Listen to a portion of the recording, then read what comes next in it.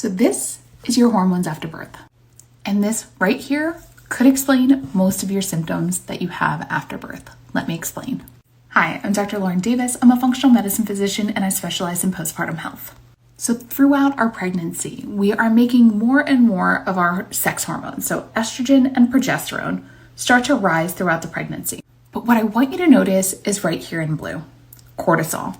Cortisol is our stress hormone, and our placenta makes something called corticotropin releasing hormone, also known as CRH. And CRH is responsible for making our body produce more cortisol during pregnancy. It helps our baby's lungs to mature. It does other things for our body. But as soon as that placenta leaves in that postpartum period, we get this huge drop in cortisol from peak all the way down to our bottom baseline. And this shift in our hormones is actually the biggest one we will ever experience in our lifetime. Now, normally when we wake up, our cortisol rises and it about doubles to its peak. It slowly falls throughout our day, and then while we sleep, it slowly begins to rise around 3 or 4 o'clock in the morning to begin to wake us up and get us alert.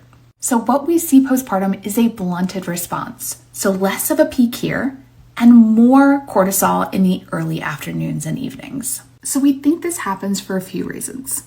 One, postpartum is a stressful time, and to keep up with baby's irregular sleep cycle, moms need to be more alert during times where they would normally get deep, restful sleep.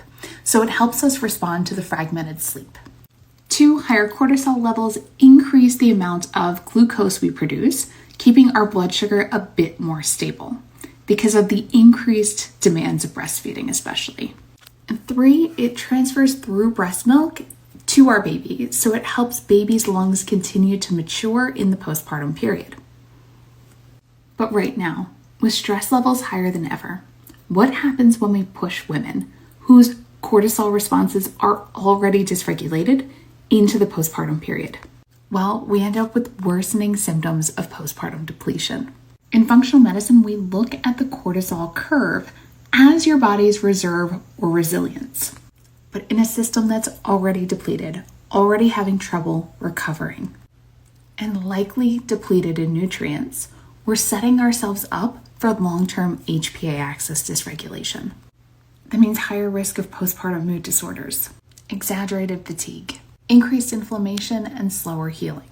So if you want to know what to do about it, drop MASTERCLASS in the comments below and watch the MASTERCLASS that I've put together about what it takes to actually recover postpartum.